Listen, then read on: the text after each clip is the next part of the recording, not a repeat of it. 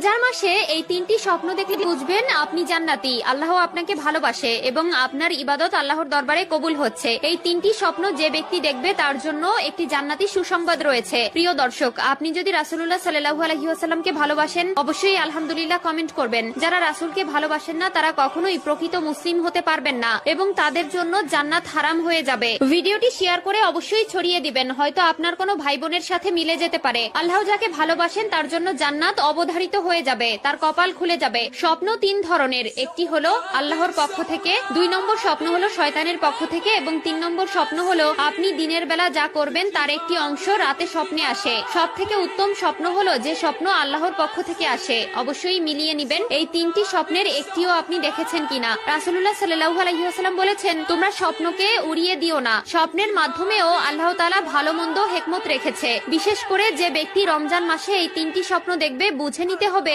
আল্লাহ তাআলা নিজে সেই ব্যক্তিকে ভালোবাসেন এবং তার জন্য জান্নাতের সুসংবাদ রেখেছেন। হয়তো আপনার কপাল খুলে যেতে পারে কঠিন ওই পরকালের ভয়াবহতা থেকে। 1 নম্বরে, আপনি যদি স্বপ্নে দেখেন আপনি কোরআন তেলাওয়াত করছেন, বুঝে নিবেন সেই স্বপ্ন আল্লাহর পক্ষ থেকে এসেছে। পবিত্র কোরআন ও রমজানের রোজা আল্লাহর দরবারে আপনার পক্ষ হয়ে কথা বলবে। এই স্বপ্ন দেখলে বুঝে নিবেন আল্লাহ তাআলা আপনার উপর প্রচন্ড পরিমাণে খুশি, যার ফলেই আপনি কোরআন স্বপ্ন দেখেছেন। 2 নম্বর স্বপ্নটি একটু বেশি গুরুত্বপূর্ণ। স্বপ্নে যদি দেখেন আপনি গোসল করছেন তাহলে বুঝে নিবেন আল্লাহ তাআলা আপনার উপর খুশি আছেন।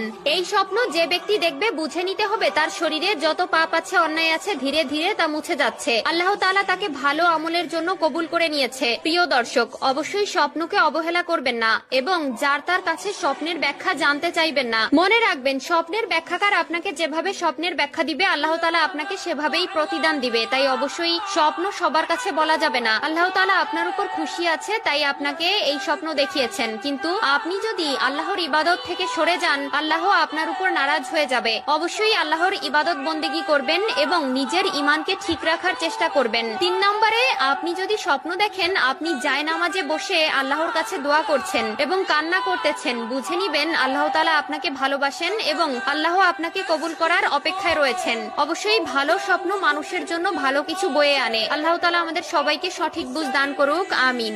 বরকতময় মাস রমজান সম্পর্কে কোরআন সুন্নাহয় যেসব ফজিলত ও মর্যাদার উপকারিতার বর্ণনা রয়েছে, রমজান শুরু হওয়ার আগেই সেসব সম্পর্কে জেনে নেওয়া, সেসব উপকার পেতে কোরআন সুন্নাহর দিক নির্দেশনাগুলো মেনে চলার প্রস্তুতি নেওয়া, রমজান মাসে পরিপূর্ণ সওয়াব ও ক্ষমা পেতে মানসিকভাবে প্রস্তুতি গ্রহণ করা। জীবনভর যত গুনাহ করেছি এই রমজান মাসে সেসব গুনাহ বা অন্যায় থেকে পরিপূর্ণ ক্ষমা পেতে হবে, সবচেয়ে বেশি সওয়াব পেতে হবে। রমজান শুরু হওয়ার আগে এই প্রতিজ্ঞা গ্রহণ করা জরুরি। রমজানের আগের মাস শাবান মাস। প্রিয় নবী সাল্লাল্লাহু আলাইহি ওয়াসাল্লাম বেশি বেশি নফল রোজা রাখতেন এই মাসে। রমজানের প্রস্তুতি গ্রহণ করতেন। কাজা রোজা আদায় করার মাধ্যমে সুন্নতের অনুসরণও হয়ে যাবে।